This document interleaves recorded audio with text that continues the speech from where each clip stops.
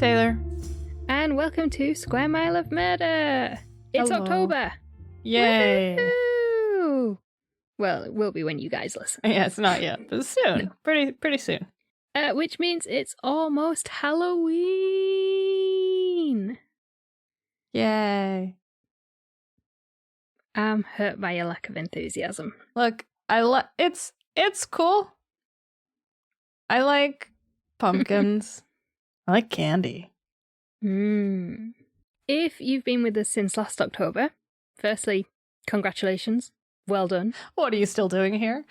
You'll probably deserve a medal. Yeah. But secondly, you will know that in lieu of medals for sticking with us for all these months, in October we give you guys a bunch of spooky bonus episodes to celebrate the most wonderful time of the year.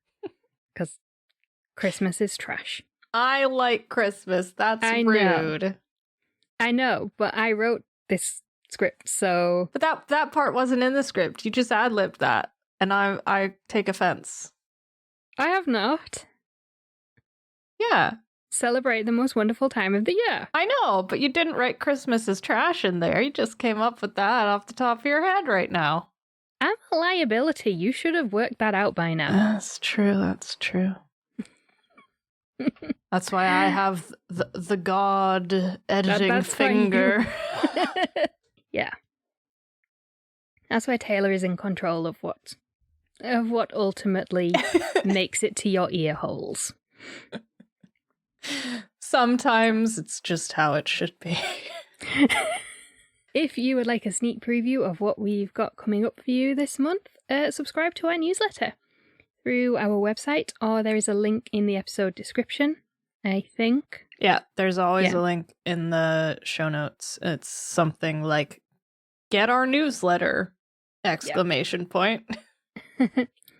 Yeah, so subscribe to that because October's newsletter comes out this Friday, October 8th, if you're listening on day of release. Yeah. If you're listening later, there's another one in November. Yeah, I mean, basically, it's a monthly newsletter, so it'll be around, and it's free, so that's cool. And we don't know how to mine people's data, so... No, you're good. You're safe. So yeah. Sign up or don't. We'll have some fun things hitting your inbox on Friday. Yeah. Hopefully. Little preview of what's to come, because there's a lot to come. Here's a fun fact. We've already recorded some of it like 2 weeks ago. Yeah. In the middle of September, so yeah. It's in the works. I think you get nearly 2 weeks of just solid episodes every day. Yeah, it's a lot. Yeah. I don't know when I'm going to have time to edit all of them, but it'll happen. I don't know. I've done my bit. I have not written all the scripts, but you know, it'll happen. Oh. Come Halloween, you will have so much content. But back to today, and we're kicking off this month with the story of the 49-year-old unsolved mystery of Jeanette DePalma. So, over to Taylor. Hi. Welcome to my corner. So sorry, everyone. I'm so tired. So, Jeanette DePalma was born in Jersey City in August 1956 and grew up in the nearby Springfield Township. She was one of 8 children with 3 brothers and 4 sisters, born to Italian-Americans Salvatore and Florence DePalma. According to an article on Medium.com, the DePalma family were devout Christians who regularly attended church, and as a teenager, Jeanette was well-known and well-liked in the community. And other than this, we don't know a lot about her childhood and upbringing. But as far as we can tell, there wasn't anything really unusual or out of the ordinary. That was until August 7th, 1972, just 4 days after Jeanette's 16th birthday. When Jeanette left her family home, she told her mother that she was taking the train to visit a friend before going to work that afternoon. When Jeanette did not return home that night, her parents contacted her friend and place of work and found that she hadn't reached either destination.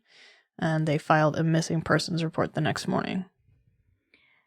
So we couldn't find in any of the sources we used any information about the missing persons investigation. We're presuming there was one. Yeah. I mean, after all, this is a middle-class township. It's like 20 miles from New York City. The DePalmas were well-respected, church-going. It's unlikely that Jeanette would have been dismissed as a teenage runaway as easily as most missing teenage girls were in the 1970s. Yeah. Like, anyone disappeared, run away. No, they've gone to join the circus. Well, what do you mean that's totally out of No, they've gone. They're can't not coming all back. have joined the circus, then you'd be able to find them all. Yeah, I mean, circuses stick out. They are in a, they take place in a big top. It's literally like a red and white tent. It's huge. But yeah, so we are assuming there was some kind of investigation, but we don't know anything.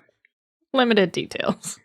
But whatever investigation or searches were conducted by local law enforcement, no progress was made for 6 weeks. Until on September 19th, a dog walker, because it's always the dog walkers, discovered Jeanette's skeletal remains at a local rock quarry. An investigation into Jeanette's death was opened, but an autopsy failed to determine a cause of death, although strangulation was suspected by the coroner, due in part to the fact that her clothing and bones showed no signs of bullet wounds, knife wounds, nor did she have any bone fractures. So, strangulation was theorized, but there's normally neck damage. It depends. In strangulation, isn't there? It depends. There's soft tissue damage, and if she was young enough, her hyoid bone might not have been fully fused. So that's the throat bone. And in children and teenagers, it's not fully developed, so it's kind of squishy, so it might not be broken. Oh, I never thought that. So I always forget that your body, and your brain don't develop until you're well into your 20s. Yeah.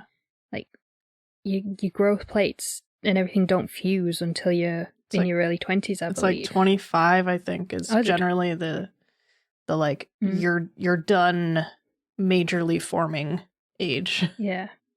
Until you said that, I've completely forgotten that it's into your 20s. Yeah. So I was thinking, 16. She's 16. Most people are done growing by that point. I sure was. I mean, most people I know had we all had a growth spurt at 12, and that was it. Mine came at 10, and then it stopped. I was the tallest kid in my class until I wasn't. When I was 8, I was taller than most of the boys in my class. Yeah. Oh yeah. I was super tall, and then had another bit of a growth spurt when I was about 12, and then that was it. And now I'm just average. I'm literally 5'7". Yeah. I mean, I was super tall when I was a kid. Just haven't grown much since. I literally I passed 5 feet at 9 years old. And so that made me taller than my mother. And yeah, I was the tallest kid in my class for a little while. And then by 5th grade, so 11 years old, I was done. Just stopped growing completely. Yeah. But yes. So yeah. It disregard everything I had to say. Well, no, I mean, yeah, I don't know. The only thing I might think, rock quarry, drowning. It is possible. I don't know much about this quarry. I think it's now disused. Yeah. So it probably is flooded now. I don't know what it was like in the 70s. Yeah. Just because, like, I feel like that's always... I don't know if that's just, like, a thing that you get warned about, but, like, quarries are very dangerous and you can drown in them and don't, you know, all this shit. See, like, there's no quarries near us. What we were always warned about is, like, old mine heads. Yeah. Because there's shit tons of old iron mines around where, like, there's not, like, when we were kids, none of us were like, accidentally wandering off into one. There's none that close. Yeah. But they're not far away. Yeah. Yeah, it's the same kind of idea. Yeah. It was always like, well, the ceiling could collapse or you could drown. Yeah. Or both. Yeah. But I don't feel like we were ever warned about quarries. There's a lot of them in the Northeast. Like, I mean, New Hampshire's the granite state. Granite state. Yes. Yeah, and there's a lot of quarries in Vermont, like where they do Vermont marble and stuff like that. So I don't know. I've kind of grown up around them, passing them on the road, but never brave enough to go in them. No, they're not places you want to go. Not usually, no. Especially if they're active, because you might drown. You might also get run over by a massive, like, 7.5 tonner. Oh yeah, might get blown up. All kinds of fun stuff. So yeah, stay away from quarries, children. But you know, you might find a nice swimming hole. Is it worth it? I mean, it's not like you couldn't find plenty of the rest of those in the woods in the Northeast, but it's fine. Yeah.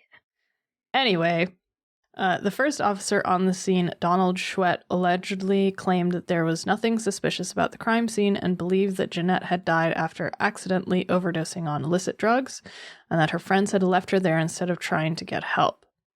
But there were no signs of drugs or drug paraphernalia at the scene, nor did anyone know of Jeanette ever taking drugs. And it didn't fit with the known facts of Jeanette's lifestyle as a devout Christian who planned to go to Bible college after graduating from high school. So not only this, but witnesses outside of law enforcement who saw Jeanette's remains before they were removed claimed the scene was very different to the account given by Donald Schwett. Other witnesses claim that the scene suggested there had been some kind of occult activity. For starters, Jeanette's body was found on top of a rock known locally as the Devil's Teeth. Never a good sign. No. And while accounts vary, the most agreed upon version is that there were fallen branches placed around Jeanette's body in the shape of a coffin, along with small wooden crosses placed within the coffin shape. Other accounts claim that Jeanette's body was found laid on a pentagram, and some even go so far as to claim that there were mutilated animals found near the body, but it's unclear when these versions originated and whether or not they've been exaggerated. Yeah, it's kind of heavily suggested that, you know, the mutilated animals and pentagram kind of came up with later. Yeah, sort of embellishments. Yeah, that's the word, embellishment. Yeah. After these reports linking Jeanette's death to the occult became public, local law enforcement denied all the claims and pursued a different line of inquiry. Law enforcement had been tipped off that a local homeless man, known only as Red, may have had something to do with Jeanette's death. His camp was quite close to the quarry, and he had allegedly fled his camp shortly after Jeanette went missing. But ultimately, Red was ruled out as a suspect by the local prosecutor's office. Whilst Jeanette's death was a good 8 years before the Satanic Panic really started to get going in the 1980s, reports in the local news about links between Jeanette's death and the occult led to widespread panic in Union County, who, according to Wikipedia, because I couldn't find a primary source, they were still recovering from the shocking List family murders the previous winter. Yeah. Yeah, when I was doing the research for this, I was thinking, that sounds familiar, like Springfield, Union County, and I couldn't remember, and it was when I Yeah. read the Wikipedia page, I was like, oh yeah, it's the same place. So that apparently had like a profound kind of effect on the local area, and it was only 10 months before Jeanette's murder. Could definitely see that. 10 months before her body was found, sorry. Yeah. Yeah, and we did cover the list family murders in episode 31, which was last September. I thought it was this year that we did the lists. It's all this year. I was looking through our program this year, Yeah. like, where the hell's the lists? And I thought, no, it wasn't last year, was it? It was September. Oh my god, creepy fucking gremlin at my window. I can't see. I can see a light's just come on. Come here. I want to see this wasp sting. Let's see. Oh, it's not too bad, thankfully. My wife was stung in the face by a wasp today. So. And she's just got home. And she's just gotten home. So I had to inspect the wound. Yeah. So, yeah. If you're interested in horrific family murder in the same area, episode 31 yes, from last year. But also, fascinating case for, like, forensic history reasons. Yeah, I think it's probably one of my favourite that we've done. I loved that just episode. Because of the forensics. Yeah. It was so interesting. No, it's fucking fascinating. Yeah, definitely. And it also, like, I don't know, that case has always stuck with me. It's like once you hear about it, it just stays. It just lives in the corners of your mind. Yeah. So if you want to be haunted, check that out for spooky Halloween. Yeah. Newspapers went as far as to claim that Jeanette was sacrificed, either by a local coven of witches or a group of Satanists. Sure. Who lived on the nearby Watchtongue Reservation. So it's either a coven or a group of Satanists. So were they both living, like, in the area? Or was it just like, oh, there might be witches or there might be Satanists? It's hard to say. But again, there was no evidence found to support either of these, like, sensationalist headlines. I wrote a note saying I have thoughts, but... So I did have thoughts. So the Watchtongue Reservation, from what I can find, isn't actually lived on anymore. It's actually a nature reserve. Mm-hmm. It was once inhabited by one of the local tribes. Mm-hmm. Then it was colonized because white people. And yet, as far as I can find, it's now deserted. Because at first, when I first read that, I was like, that smacks of racism. Yeah, a little bit. Like, oh, on this reservation, there's a group of Satanists or a group of witches. We don't know which, but we know that they live there. Yeah. A little suspicious.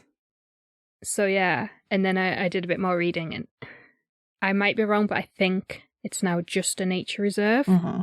It's not inhabited, or it's not like tribal land anymore. Mm-hmm. I think. I might be wrong. But it's still, when I first read it, I was like, that seems very racist. Yeah. It's just very non-specific. Just like some witches, some Satanists. That's it. Like you say, it's just very convenient.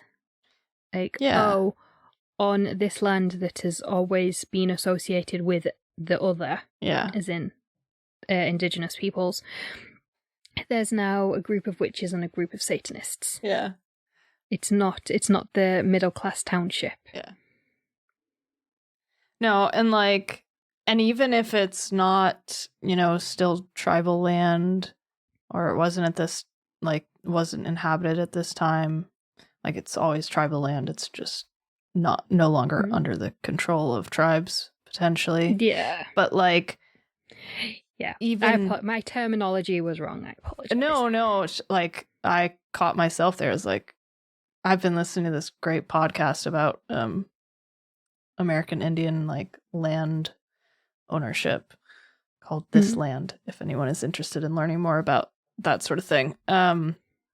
But it's still like kind of terrible because it's like what they're calling a local coven of witches or group of Satanists who lived in this potentially nature reserve sounds to me more like a group of homeless people down on their luck.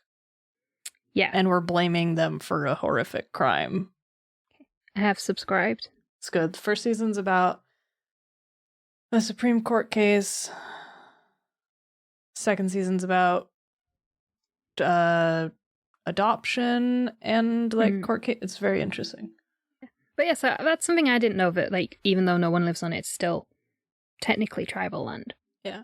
So I mean, technically it's all tribal land. Well, that's the thing. Like, you see more and more now people saying like, oh, we recognize that this piece of art, entertainment was filmed on, Cherokee land or Mashantucket land or something like that, which I think is a good step towards recognizing all of the issues. There's a good website that you can use. I can't quite remember. I think it's called like Whose Land Am I On or something, which covers like North America, and it'll tell you like which tribal nations or like First Nations have inhabited the land. So if you're interested, check that out. Maybe we'll put that in the show notes. Okay, back to the script. In 1973, the FBI became involved in the investigation. They took Jeanette's clothing to examine, and now, remember, this is still a decade before DNA testing was a thing, but they could do blood typing and hair examination. Although, funnily enough, hair matching now is basically considered junk science. Funny how there's like it's like fashion trends in forensics, basically. Where it's like blood splatter. Mm-hmm. Is it splatter or spatter? I think it's both. Yeah, but like blood splatter analysis at one time was, considered a genuine kind of science. It wasn't obviously like formulaic. Yes. But it was like you could very heavily relied upon. Yeah. And now it's kind of like, well, it's a bit last resort. Yeah. Yeah. So no foreign hairs were found, but stains were found on Jeanette's shirt and pants/trousers, depending on what part of the world you're from, and her underwear. Sadly, the samples were so degraded that the FBI were unable to determine if they were blood, semen, or something else. However, according to the article we mentioned before on medium.com, the FBI did conclude that drugs and/or poisons were not involved in Jeanette's death at all. With no concrete evidence pointing in any direction, Jeanette's case went cold. Her family, friends, and advocates have campaigned and tried to get the case reopened many, many times over the years, but have repeatedly come up against a brick wall. One of the problems with getting Jeanette's case reopened is that it was classified as a suspicious death and not a homicide. And this is because at autopsy, the coroner couldn't determine Jeanette's cause of death. Although strangulation was suspected, as previously discussed, drowning is also an option. Possibly. Which, if you grew up with the stories of the quarry and its dangers, you immediately think of, but I didn't. So I didn't. There's a song there, Stories of the Quarries. And so, without a cause of death... Sorry, while I talk, you can come up with your little song. So without a cause of death, it can't be ruled a homicide. Yeah. Which does make sense. Yeah. It's just frustrating. But that isn't the only problem that they've all come up against in the years since Jeanette's case went cold. There are numerous reports that law enforcement have either lost or disposed of the case files. Again, this is according to the Medium article on the case. What this article claims is that reporters and private investigators have tried over the years to gain access to the case file, or files, and have been met with a variety of conflicting responses as to what happened to the files. Some were told that the case was active again, and that was why they couldn't view the files, which is fairly standard. Yeah. But also, they can't reinvestigate the case because it's not technically a crime. Yeah. Whilst others were told that the files had disappeared during a hurricane. And an anonymous investigator who was part of the homicide unit allegedly claimed that the case files disappeared and have been quote-unquote missing since 1984, which predates the hurricane. I think the hurricane was 96 or 98. So yeah. Don't quite add up unless they're losing it like sheet by sheet. Yeah, just like one page at a time. Oh God. In the late 1990s and early 2000s, New Jersey magazine NJ Weird editor and co-founder Mark Moran began investigating Jeanette's death after receiving letters about the case. NJ Weird began as a zine / newsletter about weird places to visit in New Jersey, founded by Moran and his friend Mark Skirman. It's now a magazine and website covering all kinds of offbeat and weird things in the state, as well as folklore, history, and quote-unquote weird news. After publishing an article about Jeanette, NJ Weird received many anonymous letters offering more information on the case, and Moran continued his investigation. This investigation would result in a book written by Moran and journalist Jesse P. Pollock entitled Death on the Devil's Teeth, The Strange Murder That Shocked Suburban New Jersey, which was published in 2015. We have not read the book, but we know that it alludes to a potential cover-up by law enforcement, as well as links to other unsolved murders, and that many people were reluctant to help or to be identified. The book was seen as controversial, and they've continued to investigate the case even after the book was published. And earlier this year, after 2 years of using FOI, Freedom of Information Act requests to try and find out what case files the police still have, the Union County Prosecutor's Office released the Jeanette DePalma case file, which had been previously described as missing and lost by law enforcement. That's interesting. Isn't it just? Did the hurricane just give it back? Spat it back out. It's like, here, I tumble dried this for you.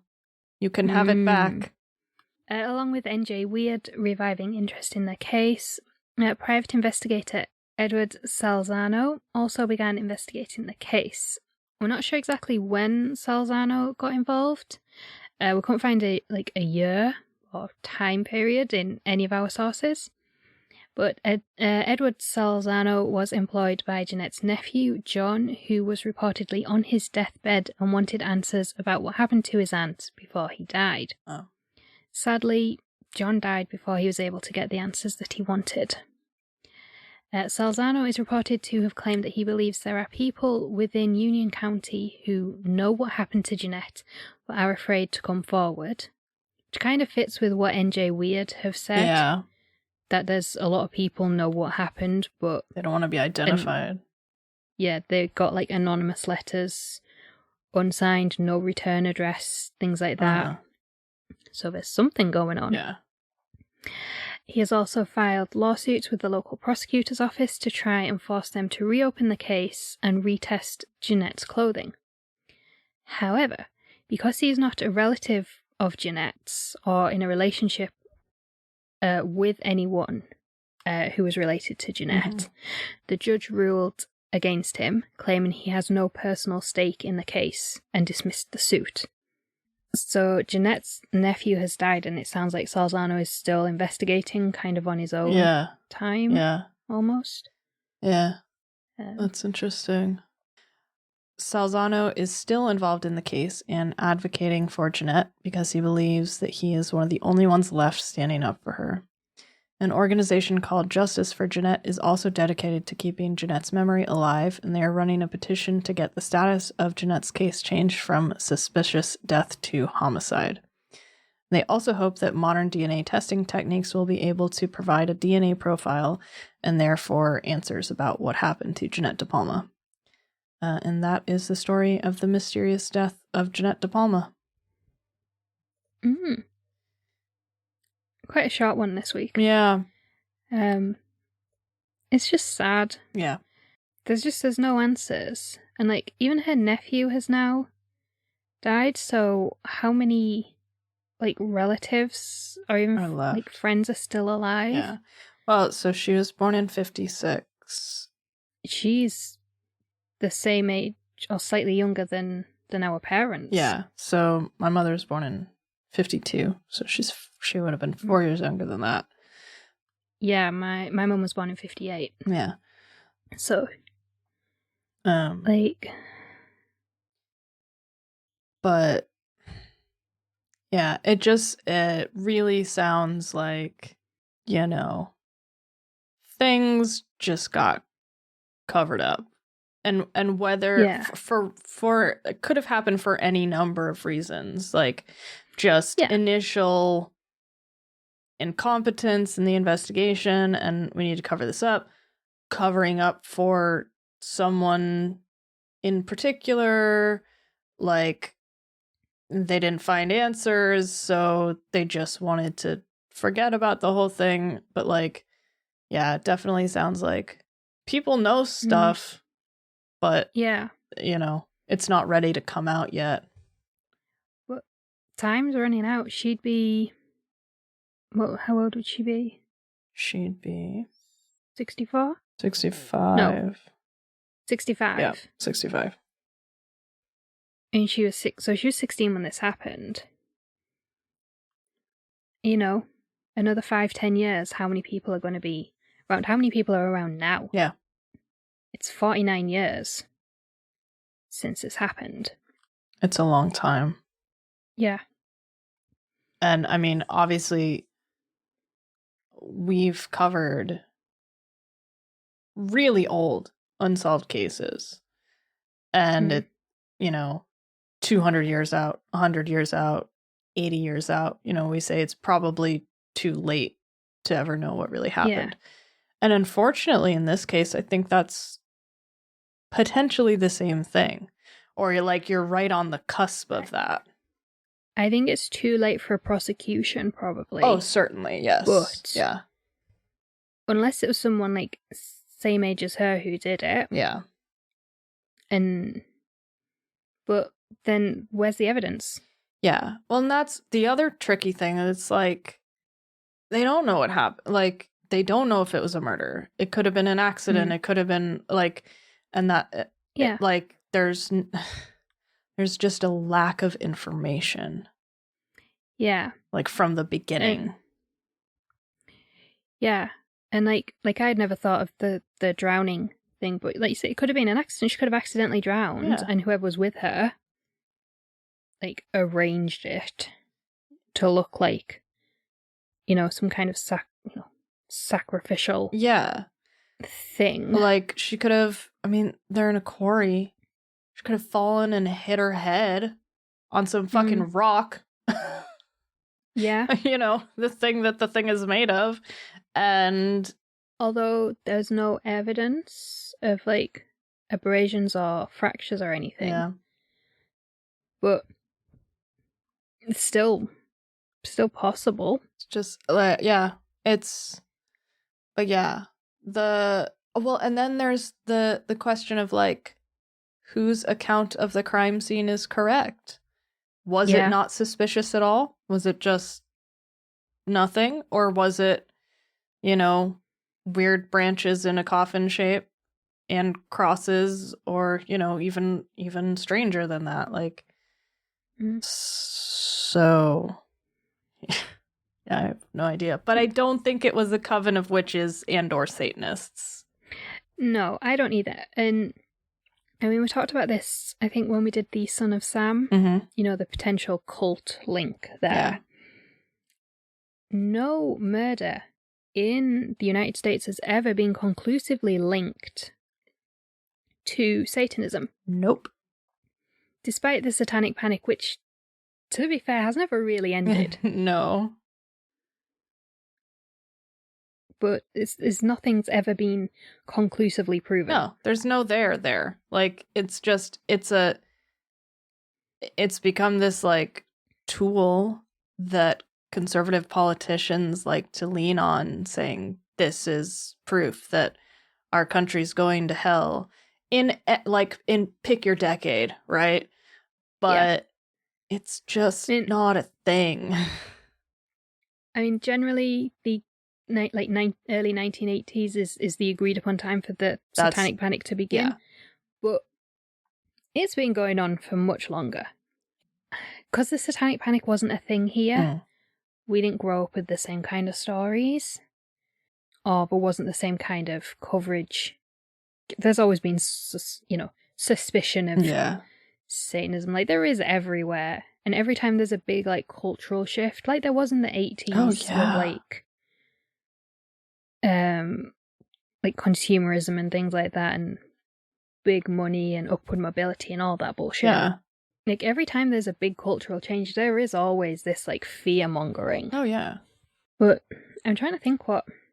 The only other case I can think of that was kind of linked to the Satanic Panic was the one took place in the same town that Lizzie Borden was from. Oh, yeah, the Fall River... Yeah, Fall River Massacre or something. Yes, yeah. And in that case, again, it was all about Satanism and everything. It was people who were on the fringes of society. It was sex workers. It was people with mental health problems. It was just young people who just didn't feel they fit anywhere in society. Yeah. And it was nothing to do with Satanism. It was people who needed professional help. Yeah. I mean, even if you think about the Son of Sam cult theory, it just sounds like a bunch of young people, smoking weed in the park at night, not, and doing stupid shit that young people do, like drawing symbols on walls and stuff. Oh yeah, like when I was a teenager, like me and my friends had like pentagrams drawn on all sorts, and like it's just all kinds of stuff. Or like one thing that everyone used to do is you draw a little house and you write 665. I live next door to the devil.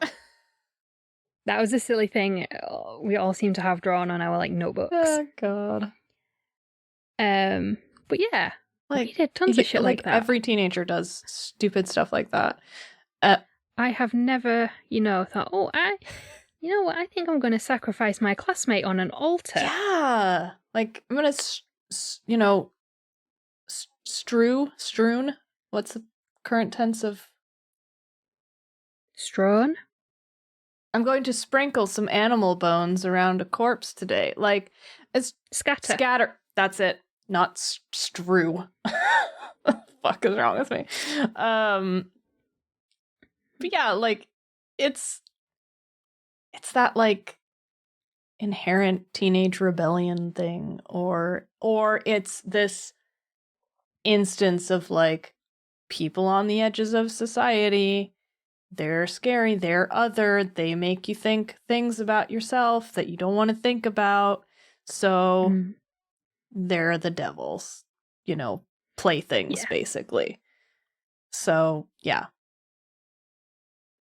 It's bullshit. Yeah. and also, like, children were being exposed to so much more popular culture and so much different, like, cultural, like, touchstones than previous generations had been. Yeah, it's like we were the last generation to grow up without the internet. We obviously had the internet from a young age, but we didn't grow up with it in the same way that kids today do. No. All these different, like you say, cultural touchstones and things like that. If you think about the 80s, like late 70s to late 80s, like That's the height of horror films right there. Yeah. Like, and so what are kids talking about? Like brutal murders because they saw it in the cinema last week.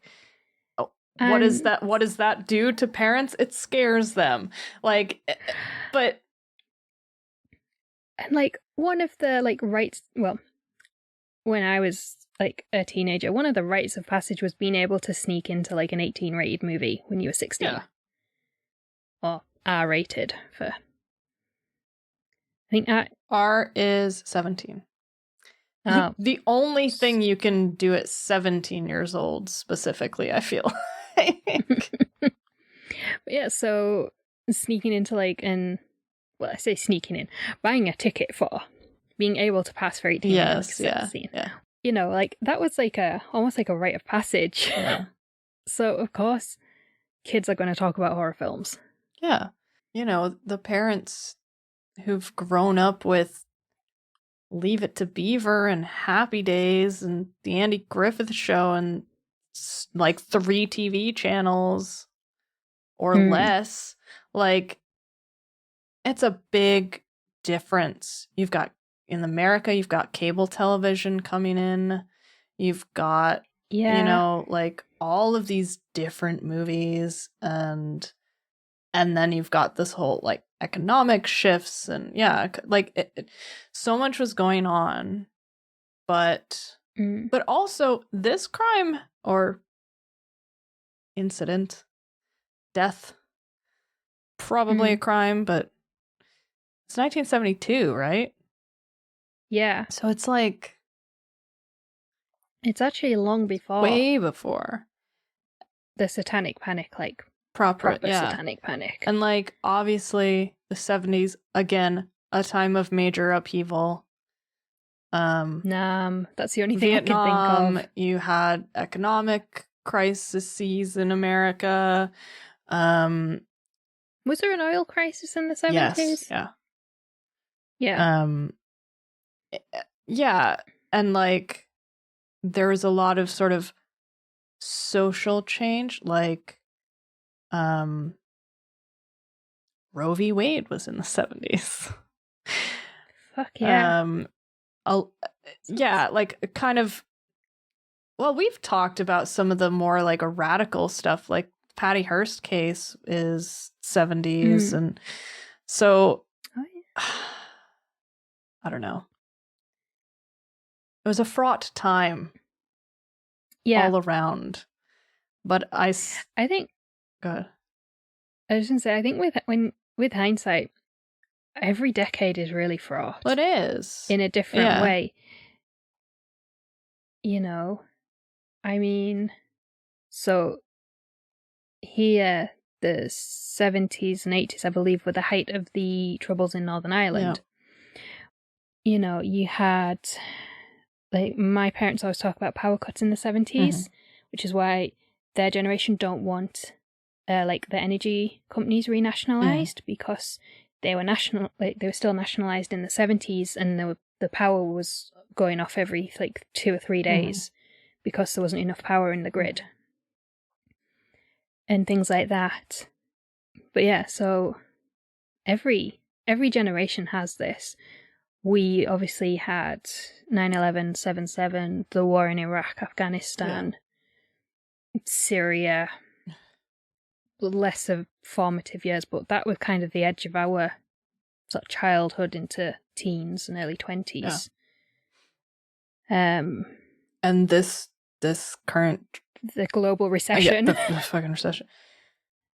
I read a stat the other day that like unemployment or like job vacancies were at their highest since, or like available positions were at their highest since like 2008 or something, and similarly unemployment was at one of its lowest rates. I'm like, so we're just now coming out of that is what you're telling me. Yeah. And I think, personally, I don't think the older generations appreciate how difficult it is. No. if you didn't manage to get straight into a graduate job at 21 when you graduated like in 2012 or 2013, whatever, you were fucked. Yeah, and also, like, what people forget, so obviously the baby boomers, massive generation in terms of numbers. We are echo boomers. We are, like, our year, who was born in like 1991, is the largest year of humans since the baby boomers. There's a shit ton of us. And so we were all entering the marketplace at the same time, right after a global recession. Like, so I don't know how we got here. Basically, all to say, this was not Satanism. 99% sure. It is very unfortunate that this has gone, at the very least, unexplained for 49 years. Yes. And possibly unsolved for 49 years. Yeah. But I don't know. And I was just going to say, I think when the problem is as well, when you start ascribing things like Satanism and Coven of Witches and all this to murders, they get lost because they become part of this wider picture. Yeah. And it's like nobody cares about this 16-year-old girl who was killed in a small town in New Jersey when there's a whole big underground cabal of... Yeah, it's a conspiracy. Devil worship. Yeah. Yeah. And that's not the point. You know. Yeah. Or it shouldn't be.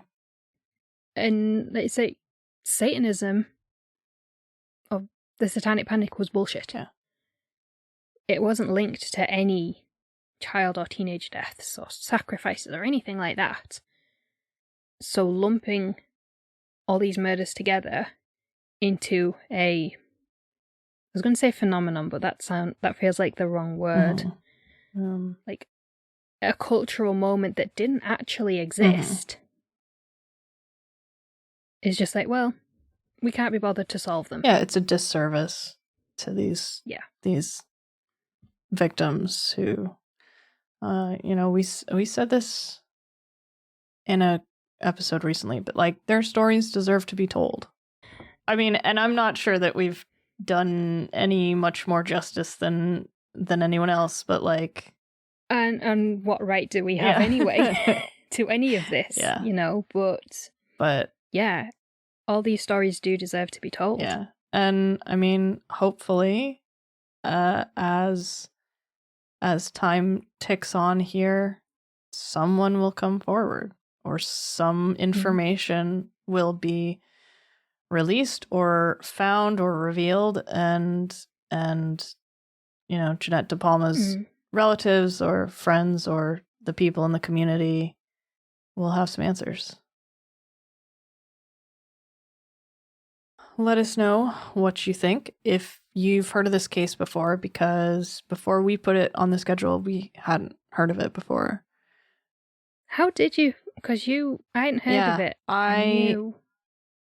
It was in a list of like mysterious, like strange, mysterious true crime cases or something. Her name popped up a couple times and I was like, oh, interesting. I want to know a little bit more about that. But yeah, I had not heard of this case before. So.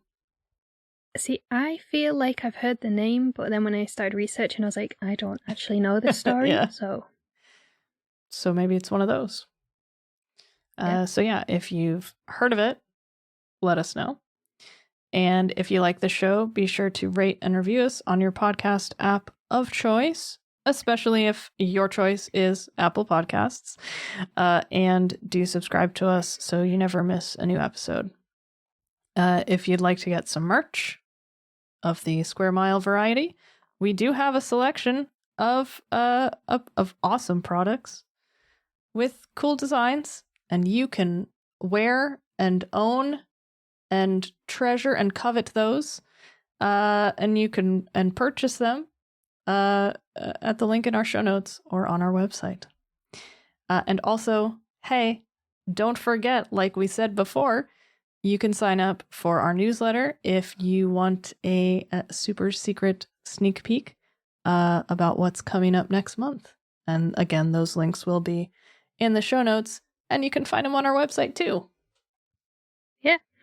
And if you'd like to go a little bit further and help us cover the costs of making the podcast and help us invest in the future of the show, you can join our Patreon page. Tiers start from just £1 per month. Every patron gets regular episodes a day early, a shout out on the show, priority case requests, and a lifetime discount on merch. And that's just for £1 a month. As the tiers go up, you get even more, including bonus episodes and exclusive stationery merch. And yeah, what have some of our bonus episodes have included? Oh, completely unedited. Yes. Versions. Yes. Because believe it or not, this is the cleaned up version you all get. So if you have listened to episode 85, The Flannan Isles Lighthouse Mysteries, and you thought the stuff we left in was wild, you are in for a surprise because we released an unedited, like completely unedited version of our recording of that episode to Patreon at £2 and up. So if that's something you're interested in hearing just how crazy and stupid we really are, then check that out. Also, we're hilarious. So yeah, obviously. Yeah. So we've done that. Oh, we've done silly laws. Oh, yes. So some of the dumbest laws and crimes we could find. 4th of July dummies. That was a good one. Yeah. Just so yeah. If that sounds like something you're interested in, check out patreon.com/Square Mile of Murder. Links are in the show notes, the website, everywhere, wherever you prefer. If you're listening in the web player, there's a little link you can clicky. So yeah. But yeah, so thank you for listening.